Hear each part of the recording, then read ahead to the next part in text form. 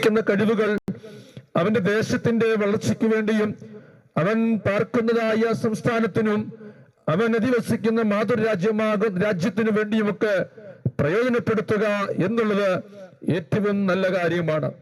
എന്നാൽ ഇന്നത്തെ വിഷയങ്ങൾ അതിനേക്കാൾ ഉപരിയായി ചിന്തിക്കേണ്ടുന്നതാകുന്ന ഏറ്റവും വലിയ കാര്യങ്ങളിലൊന്ന് മനുഷ്യന്റെ വ്യക്തിപരമാകുന്ന ജീവിതത്തിലേക്കൊന്ന് ആ വ്യക്തിയെ ഒന്ന് പഠിക്കുവാൻ ശ്രമിക്കുമ്പോൾ പലപ്പോഴും മനുഷ്യന്റെ ജീവിതത്തിൽ നീറിപ്പുകയുന്നതാകുന്ന ഒട്ടനവധി പ്രശ്നങ്ങളും അതുപോലെയുള്ളതാകുന്ന പ്രതിസന്ധികളുടെയും നടുവിൽ മനുഷ്യൻ കടന്നു പോകുന്നു എന്നുള്ളത് ഏറ്റവും ചിന്തിക്കേണ്ടുന്നതായ ഒരു വിഷയമാണ്.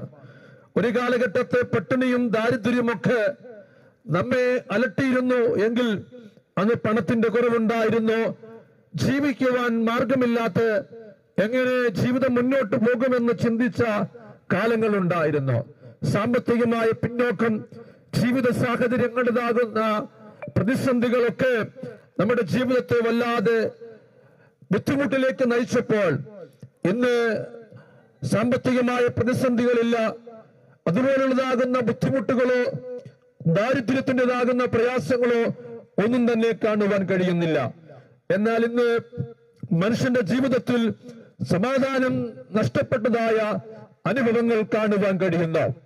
ഓരോ ദിവസത്തെ വാർത്തകൾ വായിക്കുകയും അത് കാണുകയും കേൾക്കുകയും ഒക്കെ ചെയ്യുമ്പോൾ മനുഷ്യന്റെ മനസ്സിൽ വല്ലാത്ത ഭീതിയുടേതാകുന്ന അനുഭവങ്ങൾ കാണുവാൻ കഴിയുന്നു. പീഡനങ്ങളും പീഡന പരമ്പരകളും കൊലപാതകങ്ങളും അരാജകത്വങ്ങളും അക്രമങ്ങളും ലഹരി വസ്തുക്കൾ പോലെയുള്ളതാകുന്ന ഉപയോഗ നിമിത്തം തകർന്നടിയുന്ന കുടുംബങ്ങളും കുടുംബ ബന്ധങ്ങളും ഇറച്ചിക്കോഴിയെ കൊല്ലുന്ന ലാഘവത്തോടുകൂടി മനുഷ്യനെ കൊല്ലുവാൻ കാണിക്കുന്നതാകുന്ന വ്യഗ്രതകളുമൊക്കെ ഏതൊരു മനുഷ്യന്റെ മനസ്സാക്ഷിയെയും ഞെട്ടിക്കുന്ന അനുഭവങ്ങളായി മാറിക്കൊണ്ടിരിക്കുകയാണ്.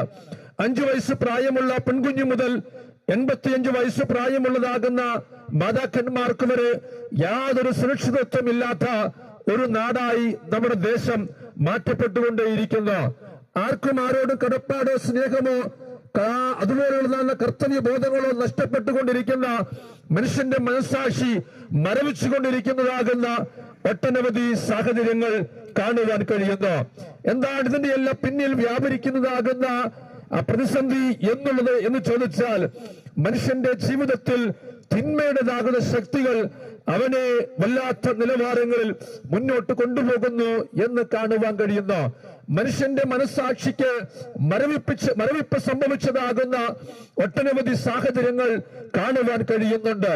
മനുഷ്യന്റെ ജീവിതത്തിൽ അടിഞ്ഞുകൂടുന്ന തിന്മയുടേതാകുന്ന ശക്തികൾ പലപ്പോഴും അവനെ നന്മ പ്രവൃത്തിയിൽ നിന്നും വ്യതിചലിപ്പിച്ച് തിന്മയിലേക്ക് അവനെ നയിക്കുന്നതായ അനുഭവങ്ങൾ കാണുവാൻ കഴിയുന്നു.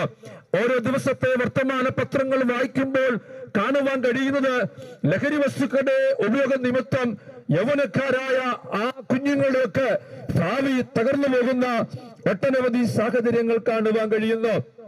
ഓർക്കണം, ഒരു കാലഘട്ടത്തിൽ വിദ്യാഭ്യാസം ചെയ്യുവാനോ അത് മുന്നോട്ട് നയിക്കുവാനും ഒക്കെ ഇവിടുത്തെ ഒരു കഴിഞ്ഞ തലമുറയ്ക്ക് കഴിയാതിരുന്നപ്പോൾ നമുക്ക് ലഭ്യമല്ലാത്ത പലതും നമ്മുടെ കുഞ്ഞുങ്ങൾക്ക് കൊടുക്കണമെന്നുള്ള ചിന്തയോടുകൂടെ ഇവിടുത്തെ റബ്ബർ ടാപ്പിംഗ് ചെയ്തും ലോഡിംഗ് ചെയ്തും തൊഴിലുറപ്പിന് പോയും അതുപോലെ തന്നെ പലവിധമാകുന്ന ജോലികൾ ചെയ്തും നമ്മുടെ കുഞ്ഞുങ്ങളെ ഇന്ത്യയുടെ പല സംസ്ഥാനങ്ങളിലും വിദേശ രാജ്യങ്ങളിലും ഒക്കെ പഠിപ്പിക്കുവാൻ വിടുമ്പോൾ ഏതൊരു മാതാവിന്റെയും പിതാവിന്റെയും അന്തരാത്മാവിലുള്ളതാകുന്ന ഒരു പ്രതീക്ഷയാണ്, എന്റെ കുഞ്ഞ് നാളുകളിൽ അവൻ പഠിക്കും, അവൻ പഠിച്ച് നല്ല ജോലി കരസ്ഥമാക്കും, അവൻ ഇവിടുത്തെ നല്ല ജോലി കരസ്ഥമാക്കുമ്പോൾ മാന്യമായ വരുമാനം ലഭ്യമാകും. അവൻ ലഭ്യമാകുന്ന വരുമാന നിമിത്തം എന്റെ കുടുംബത്തിന്റെ കഷ്ടതയ്ക്കൊരു മാറ്റം വരുത്തും, ഞങ്ങളുടെ കണ്ണുനീര് മാറ്റുവാൻ എന്റെ കുഞ്ഞ് നാളുകളിൽ അവൻ മിടുക്കനാകും എന്നുള്ള ചിന്തയോടുകൂടി രാവെന്നോ പകലെന്നോ വ്യത്യാസമില്ലാതെ ഏതൊരു ജോലി ചെയ്യുവാനും നമ്മെ പ്രേരിപ്പിക്കുന്ന ഘടകം നമ്മുടെ കുഞ്ഞുങ്ങളുടെ ഭാവിയെ ഓർത്താണ്. അതുകൊണ്ട് ഇവിടുത്തെ ഏതൊരു ജോലി ചെയ്തും നമ്മുടെ കുഞ്ഞുങ്ങളെ പഠിപ്പിക്കുവാൻ വേണ്ടി നന്നായി ശ്രമിക്കുമ്പോൾ ലഹരി വസ്തുക്കളും അതുപോലെയുള്ളതാകുന്ന മദ്യം, മയക്കുമരുന്ന് എന്നീ വസ്തുക്കളുടെ ഉപയോഗ നിമിത്തമൊക്കെ പഠിക്കുവാൻ പോയ കുഞ്ഞിന്റെ പഠനം പാതി വഴിക്ക് നിർത്തി പലപ്പോഴും ലഹരിയുടേതാകുന്ന അടിമത്തത്തിൽ പിടിക്കപ്പെടുന്ന ഒട്ടനവധി യൗവനക്കാരെ കാണുവാൻ കഴിയുന്നുണ്ട്. പലപ്പോഴും മാതാപിതാക്കന്മാരുടെ പ്രതീക്ഷയ്ക്ക് കടക്കൽ കത്തിവെക്കുന്നതാകുന്ന അനുഭവങ്ങൾ കാണുവാൻ കഴിയുന്നു. ഇന്ന് എല്ലാ ദിവസത്തെയും വാർത്താ മാധ്യമങ്ങൾ വായിക്കുമ്പോൾ കാണുന്ന ഒരു വാർത്തയാണ് അത് മനുഷ്യന്റെ ജീവിതത്തിൽ അസമാധാനം വരുത്തിവെക്കുന്നു എന്ന് കാണുവാൻ കഴിയുന്നു.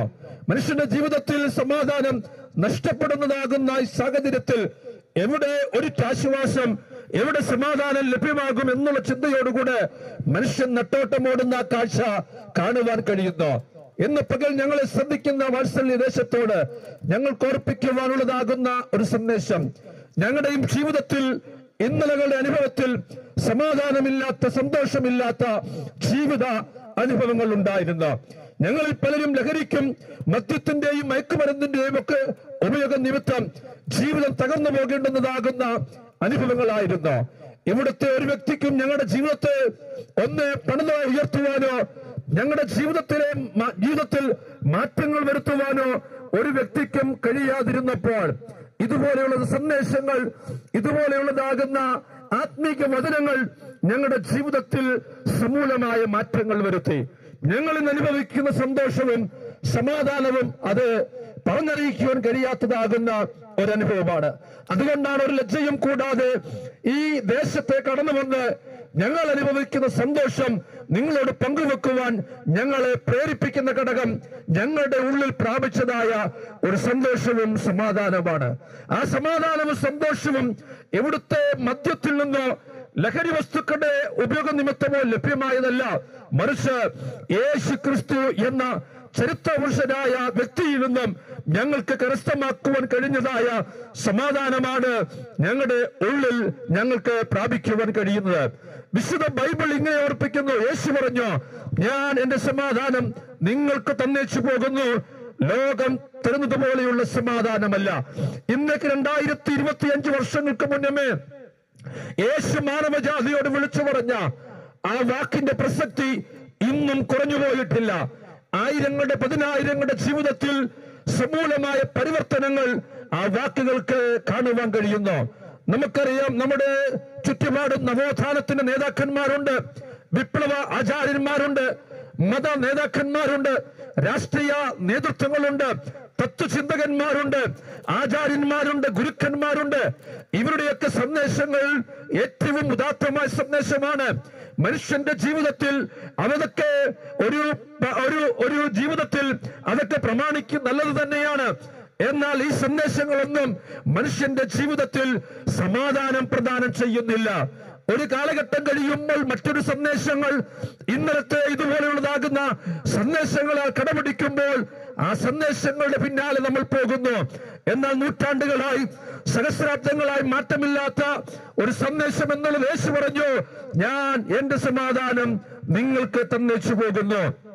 എന്നെ കേൾക്കുന്ന ഈ ആര്യങ്കാവ് ദേശത്തോട് ഞങ്ങൾക്ക് ഉറപ്പിക്കുവാനുള്ള ഒരു കാവലായ സന്ദേശം, മനുഷ്യന്റെ ജീവിതത്തിൽ ഇന്ന് സമാധാനം ഏറ്റവും അത്യന്താപേക്ഷിതമാകുന്ന അനുഭവമാണ്.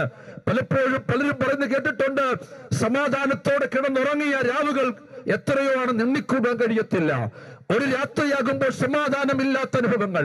നേരം വെളുത്താൽ മതി എന്ന് ചിന്തിക്കാം, നേരം വെളുത്താൽ സന്ധ്യയായാൽ മതി എന്ന് ചിന്തിക്കുന്ന അനവധി ദിനരാത്രങ്ങൾ കഴിഞ്ഞു പോകുമ്പോൾ ഓരോ ദിവസത്തെയും മുന്നോട്ട് നീക്കുവാൻ കഴിയാത്ത നിലത്തിൽ അസമാധാനത്തിന്റെ അന്തരീക്ഷങ്ങൾ ജീവിതത്തിൽ അടിഞ്ഞുകൂടുന്നത് കാണുവാൻ കഴിയുന്നു. ചുറ്റും നടമാടുന്നതാകുന്ന ഇതുപോലെയുള്ളതാകുന്ന തിന്മ പ്രവൃത്തികൾ